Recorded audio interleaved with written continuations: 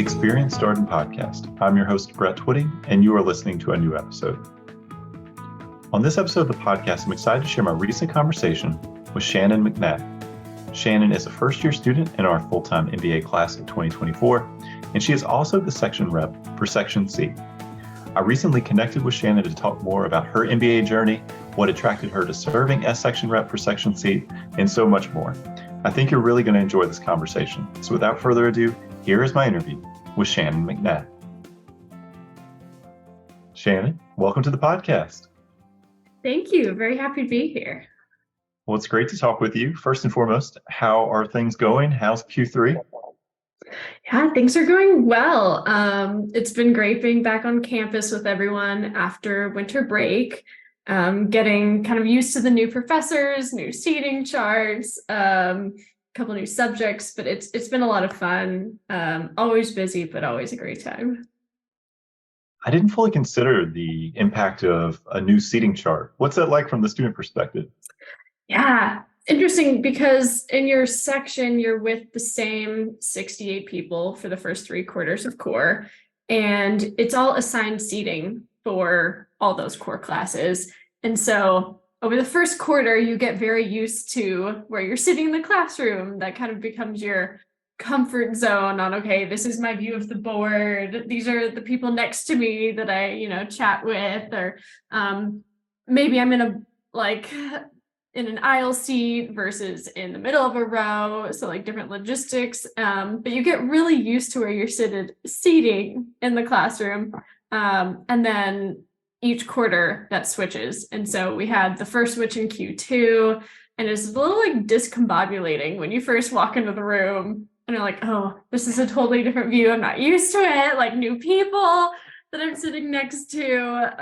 It takes a little while to get adjusted to your new seat, but it's also really cool because you get to know the people that are sitting right next to you better and better each quarter. So yeah, I have to believe that's one of the benefits of shuffling people around is you're not just sitting next to the same few students. Mm-hmm. And so you get to meet a lot of different people. And of course, like the section dynamic, which we're going to talk about here, I mean, that's a pretty tight group already.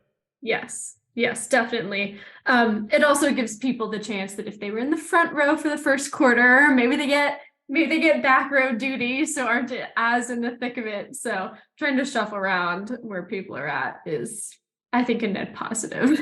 I can imagine as a person who does have a preference for the back row. Yes. It's nice to be sort of moved from the front row to the back row, a little bit further in the classroom. Well, Shannon, tell us a little bit more about you. Who are you and what's your background? What did you do before coming to Darden? Yeah, so I'm Shannon McNatt. I'm originally from Houston, Texas, born and raised.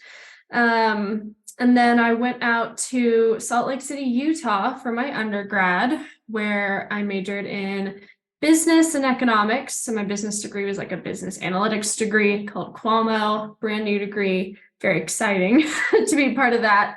But I also competed for the U's gymnastics team. So was a student athlete all the way through college. Incredible experience. And then afterwards, I stayed in the Salt Lake area and went to work for Lucid Software. So it's kind of a cloud collaboration tech firm out in Salt Lake City, where I was doing strategy and analytics for them as part of a rotational program. So spent sort of a year on like customer facing side of like working with sales reps and customer success reps, then spent some time on product doing data analytics and strategy, and then finally on kind of the marketing and growth side of the house. So got to see lots of different sides of the business, and it was amazing. I loved it.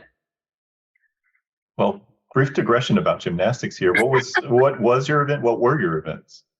Yeah, so growing up, I competed everything. So vault, bars, beam, and floor. When I got to college, suddenly gymnastics becomes a team sport. You go from, it's all on you, it's an individual sport, to a team of 12, and 6 people get to compete on each event every week. So the events that I competed in college were vault and beam. I still trained everything, but those are the 2 events that I actually competed in college. what was it like to shift from an individual to a team? And I always think about this with people like, for example, golf. You play by yourself mostly, and then all of a sudden you're on a team and you're being evaluated individually in your performance, but it affects the team. What was that shift like? Yeah, it's very interesting because you're right. While it is kind of forced to be a team sport in college, you're still only competing one at a time. So there's still that kind of individual ranking and even competition between the teammates of like who's actually gonna be able to compete in one of those top 6 spots. But I think the main shift is suddenly you have a group of people that are all on the same journey together, and you have so much more support. You're training with the same girls each and every day. You're traveling with them. You're competing with them. They really become your family. And so you have a much stronger support system in that team atmosphere. You get to train with the same people every day. So they're there to help you through the ups and the downs. And I found it so much more rewarding to achieve big goals as a team than just as an individual, because you see kind of all the effort that went in from like the coaching, from the athletic trainers, to all the girls on the team, and how all of that comes together towards a common goal and you can succeed together was just like a whole nother level of like competition and achievement. That was really cool. Is this something you've been able to stay connected with here since starting business school? I get that question a lot. Gymnastics is kind of a hard sport to continue on after you're done. It takes a lot of training, a lot of hours, and it's also hard on the body. So since college, I haven't been as involved. I definitely still follow the sport. It's now meet season, so I'm like a data nerd. So I watch all the meet scores every weekend and try to stay very involved that way. I like to go to trampoline parks when I have the chance, but I mostly like to say that now I have really cool party tricks. Well, thank you for indulging the gymnastics questions. It's not every day that we have somebody come on the podcast who competed at the collegiate level. So how did you decide that you wanted to pursue an MBA? Was it something that was always part of the plan, or something that occurred to you as you got out into the working world? Yeah, I think it's something that I had always wanted to do. I got a little taste of the business world in college as one of my majors, but because I didn't declare that major until my junior year, I missed a lot of the kind of base foundation of business and really dove into more the analytics side. So it was something that I always wanted to go back and dive more into. I found it very interesting. And so I actually applied to Darden's Future Year Scholars Program right out of undergrad and got in. So it is something that I had always wanted to do. And then once I was in the working world, the more I rotated around the company that I was at, the people that were most impactful and I think had not only the biggest impact on the business, but the biggest impact on me and my learning were people who had gone and gotten their MBAs. And as I looked around the company at those people, they were also the ones really making the strategic decisions about the firm, and really shaping not only the decisions, but the culture of the firm. And so that experience really, I guess, solidified to me that the MBA was something that I wanted to pursue. So tell us a little bit more about how you decided as a college senior that you wanted to apply to Darden through the Future Year Scholars Program. Some of our listeners, this may be the first time they've actually heard about this deferred enrollment program. So what led you to say, yes, this is the right path? Yeah, I think coming right out of undergrad, I wasn't entirely sure what I wanted to do. I had this job lined up at Lucid Software that I was really excited about, but I still was unsure if I wanted to go more the like economics route or kind of dive into this data analytics thing. So was unsure what my long-term trajectory looked like, but I knew that whether I liked the data analytics stuff or not, an MBA would still be a great way to either up-level my skills or pivot in a couple of years, depending on how my first job went. And then at the time, there weren't that many deferred enrollment programs that allowed you to apply right out of undergrad. So that was sort of a natural defining factor of why Darden was that they had this program in place, which I found was very cool and exciting and intriguing. And obviously Darden is a top business school. And I felt that as soon as I started researching the program and researching Darden, it felt like a really great fit for me from a cultural perspective and academic perspective. Charlottesville felt like a place that I would really like to be and enjoy living in.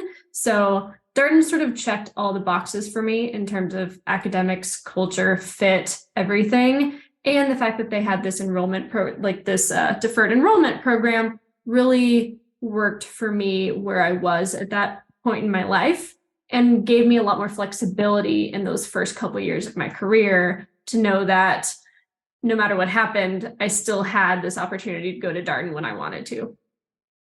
So let's talk about that when you wanted to part, because the future scholars have a choice of matriculating at Darden after, a certain number of years, or essentially it's 2, 3, 4+ years or so as they go along. How did you decide that now was the right time? How did you get to that point? You said, I think I want to start my program. Yeah. So I really loved my last role, and it was a hard decision to make. I knew that I was going to go at some point, but trying to decide when was definitely difficult. At that point in time, I had done 4 different rotations in my strategy and analytics role. So I had gotten to see kind of the major departments and different sides of the business at that point. So I felt like I had gotten a ton of learning out of that position, and that if I stayed, I wouldn't have the same, I guess, like diverse growth opportunities moving forward. And I felt like I would have to become more technical than I wanted to. So really, I would have had to pick the path of data analytics and continue to get more and more technical in that role if I had stayed. Whereas I felt that I had learned a lot in that role, and it was enough experience to ensure that I would have a good experience in the MBA program, that I would have enough to bring to the classroom in terms of being able to talk about work experience, what projects I had seen. So it just felt like a good time for me, where I had learned a lot, and it was time to move on. All right, so you come to Darden. You're a brand new first-year student starting an MBA program. You've had the benefit of sort of thinking about this for a while. You've picked this time as the time for you to start. And so, what was the biggest adjustment for you as a first-year student? I think the biggest adjustment was just how much stuff is going on at all times. It's really like drinking out of a fire hose, which is super exciting, but it's also a lot to adjust to and a lot to prioritize, because I think especially coming out of the pandemic, where, I'd been working remotely for a couple years, didn't have a ton of social interaction where I was moving from. And so coming to Darden, getting, thrown into the case method is something to adjust to, because that's a lot of work. And then also being thrown into just so many social activities was just, it was a very exciting time, but also definitely an adjustment. Yeah, they had all those TV commercials for a while where, they would show people and maybe they're like going out to do something. We're still kind of like getting used to doing this again. And I feel like that was a little bit of how it worked in the MBA community. Totally. Darden specifically, because we were adapting during the pandemic and sort of navigating that the best we could. There's a lot of health and safety protocol put in place that determined, how 6 feet apart or how many people you could have in a space together, and mask and all this kind of stuff. And then you moved into a world where like all that wasn't required, and it'd been a while since we had done anything like that. And it just kind of that startup friction, getting back in that mode. I would say individually, I think that was certainly a journey for me. I'm sure it was for some of your classmates as they were getting used to being back, maybe you worked remotely for 2 years, and all of a sudden Yeah. you're here in a school environment. So how did you eventually figure out, there's a lot going on all the time. How do you Hmm. determine, where to put your energy, where to focus your attention? Hmm. I think that's actually something I spent some time thinking about this summer before matriculating. Um, I had gotten advice from, panels I had gone to, second years I had talked to, that sort of gave advice along those lines of there's going to be a lot thrown at you when you first get to Darden. And so already kind of having an idea of what clubs are on campus, what recruiting things you want to be involved in, what social activities you want to be involved in, and kind of pre-prioritizing, where you want to prioritize those main things of like academics, social, and everything else like sleep and working out and those more personal things. And so I definitely reflected on that over the summer before, had an idea of what clubs and things I wanted to join. And I think that helped, but I think there was even more opportunities when you get to campus than you even can research and identify ahead of time. And so having to continually reprioritize things as you're going through those first couple weeks is really important. I definitely indexed on the academics, but also made a big push, especially early on, to go to a lot of social events, just because that's when you get to meet everyone for the first time. People are forming those initial connections. So I'd say the first couple of weeks, I really leaned into the social aspect a lot, trying to meet as many people as possible, get a feel of, what groups and clubs I wanted to be a part of.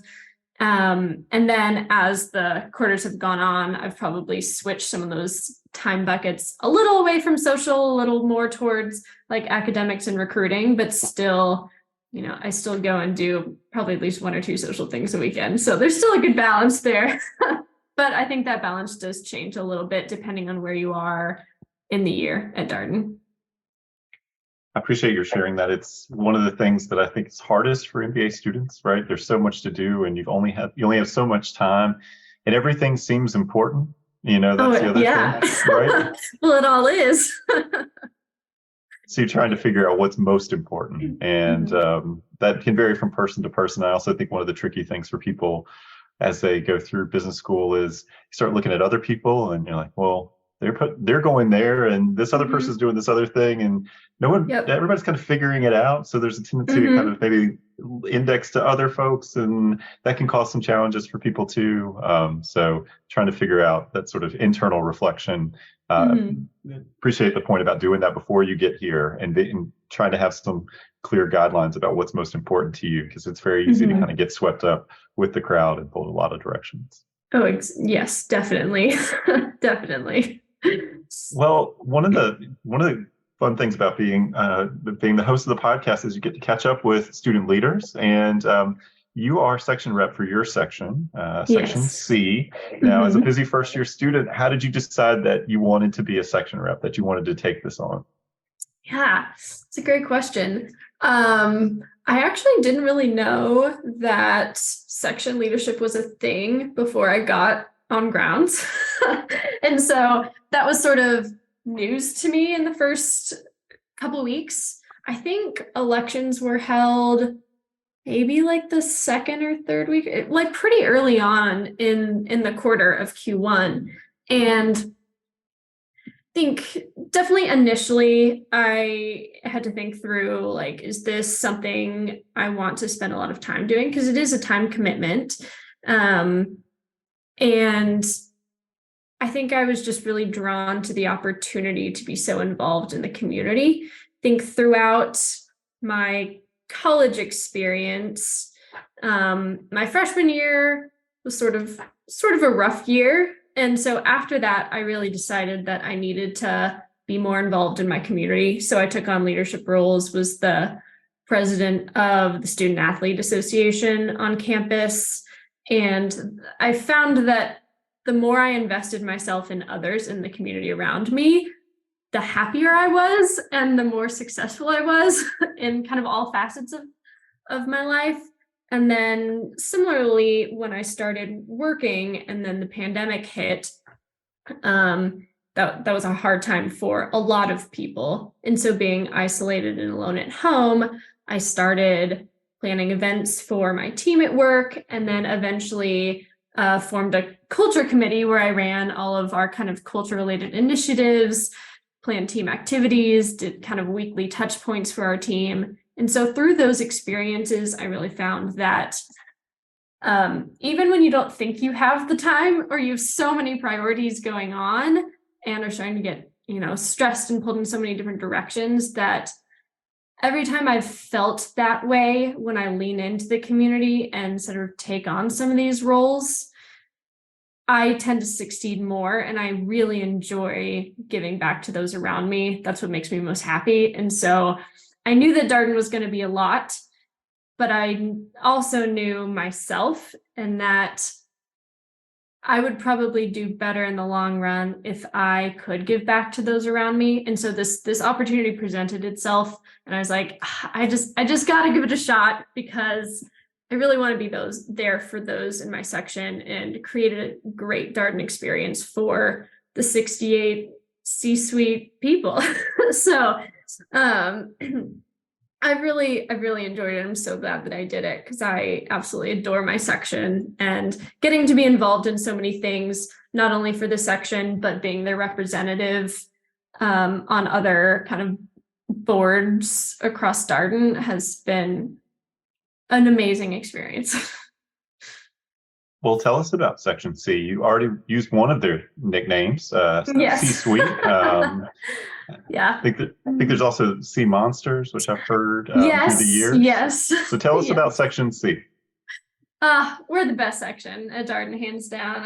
I'm not at all biased, but I absolutely love I love our section. We do go by the C-Suite. We also go by C Monsters, sort of our mascot. We've also really leaned into the whole section chill vibe. I would say we're a very kind of low-key chill group of people, but super collaborative, super supportive of each other. We got along really well and have incredible class discussions, but are also the camaraderie I've seen from this section, I think, is very special and unmatched. And so I think it's a really special place. I adore our section. We're also doing incredibly well in the Darden Cup right now. I don't know if you've talked about the Darden Cup on the podcast yet, but we do generally ask for an update regarding standings and how things are going. Yes. So Section C has never won the Darden Cup, but that is changing this year. We've started off strong and we've won 4 of the first 5 events, which is unprecedented. We started the year strong with a win in the lawn games, where me and one of my section mates, Malcolm, won the wheelbarrow race. So that's one of my fun party tricks that I still have good core muscles from gymnastics. So we won the wheelbarrow race, and my section also won the tug of war, which is also a fun story. And then second, we won the relay race, some clutch kind of golf chipping from Daniel in my section, as well as, a great group effort. We have a Marine that did 50 push-ups faster than I thought was humanly possible. We also had some milk chugging abilities. So just the whole gamut of relay race intensity. And then we also won cricket this year. So it was really spearheaded by Anubhav and Kalpit in our section. It was so fun to see more of in an international capacity how sports is played out. I had never seen or knew anything about cricket, but it ended up being such an exciting match to watch, and got tons of crowd involvement, and I learned a ton. So that was a super exciting win. And then last week we won bowling. So just blew everyone out of the water. We're on a hot streak in Section C.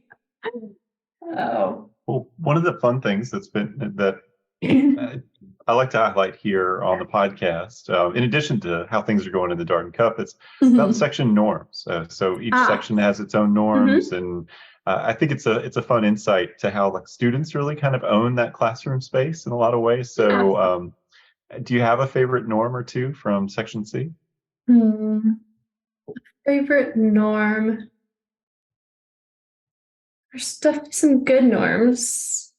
One's one that's probably different about us is that, and I think really leans into our maybe section chill culture, is every morning all the other sections do their cheer. We save it for Thursday afternoons. And I've gotten a lot of feedback that our section really appreciates that norm because we like to come into the classroom in the morning with our cup of coffee and just sort of like chilly relax into into the morning. And that if we were rowdy in the morning, that would make people uncomfortable. So I think that is a norm that's different about our section that we really leaned into, and people have vocally appreciated on numerous bases when we hear the other sections cheering through the walls every morning. It's like too early for that. It is. I will say, having come from a law school background, I wasn't really Mhm. aware of this as a thing. So, to your point, like, what do you know about sections? I subsequently learned that there's these section cheers, and I can understand the Mhm. value in maybe warming up to it. And of course, no Friday classes, so like the cheer on Thursday afternoon, that's Mhm. like basically you head into the weekend with a cheer, if I'm Exactly. understanding the timing correctly. It's a good kickoff to the weekend, especially if we do have like a Darden Cup event that evening or the day after. I don't know. It's just a great cap to the week. Well, tell us more about what your section has been up to. What activities have you been coordinating, or anything you'd want to highlight about things that your section has done, in addition to Darden Cup and cheering on Thursday afternoons? Mm. See, Darden Cup has been a big thing. We definitely do like social gatherings. Something I've really enjoyed that has been led by my gender equity rep for the section was we do women's brunches every Friday morning. Since we don't have school on Friday, we do brunches for the women group, and that has just been a great kind of arena to build camaraderie, get feedback, check in with people, and really build a tighter community within the females of our section. That has been, I think, really powerful and really important thing that we do, especially because we do have a slightly lower percentage of women in the class. And so being able to come together and really support each other has been incredible. And I've really, really enjoyed that kind of tradition that we've built for the section. So you're here in quarter three, which is the last of the core curricular quarters. You head into quarter four and electives. What does it look like? Your section rep for one more quarter, and then what? What becomes of your role after the core? So section rep is actually a full 2-year role. So I will stay in the section rep capacity, but to your point, it definitely will change a little bit after core is over. I won't be in the same classroom with all of my section mates anymore, which is a little bittersweet. Excited to take electives, but definitely sad to not have all of my classes with the incredible people of the C-suite. So yeah, my day-to-day role will change, but I'll still be involved in like planning events for the section. I think that becomes even more important second year because we don't have kind of a natural community point every day. So making sure that we're still planning events and bringing together the section to continue that community is really important. And then I'll also continue to sit on certain boards on board next year's section rep for section C, as well as do kind of biweekly check-in meetings with both the first and second year section reps, as well as a DSA representative and some people from OSA to kind of continue the feedback loop on how everyone's feeling, and being able to check in with all my section mates. What's it been like to be able to advocate for your section mates or channel their experience and share it with other people? I think it's definitely taught me a lot about kind of the different backgrounds people have, the different ways that things are perceived, and how we can do better as a community to be more, I guess, inclusive, and making sure that we're listening to all of the different voices in the room, not just the loudest voices in the room. So being able to be there for the individuals in the section has been really powerful. And also being able to relay feedback on how people are feeling in the section back to professors, and having that relationship with professors of, well, I meet all of our new professors before each quarter starts to sort of tell them about our section norms, give them a pulse on the section, and see if there's anything from their perspective that would be helpful for me to do, or how they want to engage in their relationship with me throughout the quarter to make sure the section's on a good trajectory and doing well. And so that kind of relationship with the professors has been, I think, really critical too, in order to support my classmates in the way that is best for their learning, and making sure we have a good environment in the classroom that marries the professor's strengths with kind of our norms, the things that work well for us as a section. Yeah. So you mentioned the second year section rep and the sort of first year, second year connection. How has the second year section C rep been helpful to you? Yeah, Wade has been awesome. He's our current second year section C rep, and even before I ran for section rep, I called and talked to him and was like, what else involved in this job? What is the time commitment? Do you think I'd be a good fit? He was really great about talking me through that decision on whether or not to run. And then also kind of once I did run and became section rep, getting me up to speed on what all the expectations are, what things I needed to be doing on a weekly basis. And he's also a really great touch point if I do have questions, or if things arise and I don't know maybe the best way to handle them. He's a great sounding board for advice and is always there to help. It's also really helpful to have a conduit between classes, especially during core. You're in this community of 68 people for the bulk of your experience. And so it's really helpful to have him to sort of tie first and second years together, so we can kind of build a larger section C community. And that first, second year kind of relationship is also really helpful as you go through the recruiting process. And the second years have been through it all. They know what to expect. They have advice on how to handle the course load, how to handle cases, how to structure your learning team. And so all of those things have been really helpful from the second years, and especially my relationship with Wade has been extremely helpful. I think it's one of the most interesting things about Darden, and maybe a little bit underreported, this sort of second year, first year knowledge transfer, assistance, all of this kind of stuff that happens. I mean, you see it through clubs, you see it through second year coaches, you see just all the interaction between second years and first years that really kind of help the first years get adjusted to school and navigate their first year, and all of these kinds of things. It's one of my favorite things about the school. Oh, totally. I think that knowledge transfer is critical. And that is the beauty of Darden and UVA as a whole being very student-led, is a lot of that kind of nurturing, instead of coming from staff and faculty, comes from the community itself, from the second years to the first years. Obviously, you get a ton of support from the school as well, but I think it's a really special dynamic that you have there. Well, Shannon, what are you looking forward to in the months ahead?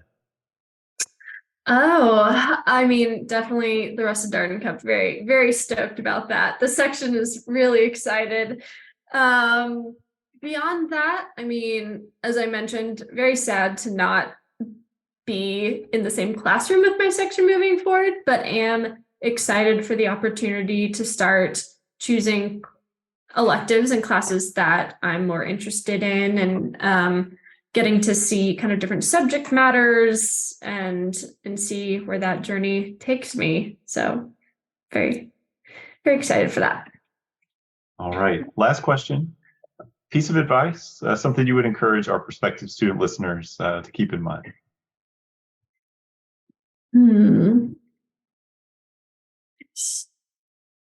I would definitely say to interact with the community early and often. I wish I had reached out to more people at Darden while I was a prospective student.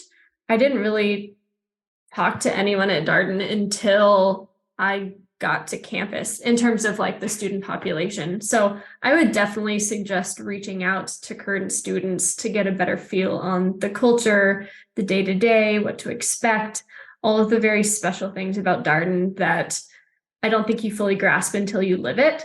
There's so many cool things here, so many opportunities, and the more you understand that as you go through your application process and trying to decide where you want to go, I think the better, because once you're here, I don't think there's any experience that quite matches it. So I would just encourage people to interact with the community as much as possible. Well, Shannon, thank you so much for your time today, and good luck to Section C and Darden Cup. What's the next event coming up? We have trivia this Thursday. Yes. Okay. And followed by? We have trivia this Thursday, followed by the talent show in February. And then we also have kickball, racket sports, and basketball left. So I think those are all the events that are left. Okay. Well, good luck. That's Thank you. Quite a range. It is, yes. Darden Cup really brings out the random niche talents that you didn't know your section mates had. I'm always amazed at how talented everyone is at Darden. It's incredible. And that was my conversation with Shannon McNatt, section rep for Section C. An important note, since we recorded that conversation, the Darden Cup hasn't concluded, and Section C are the Darden Cup champions. Congratulations to everybody in Section C. And as always, if you have any comments, suggestions, requests, anything you'd like for us to cover here on the podcast, we're all ears. We can be reached at Darden, that's DARDEN, at virginia.edu. Until next time, stay safe, be well, and thanks for listening.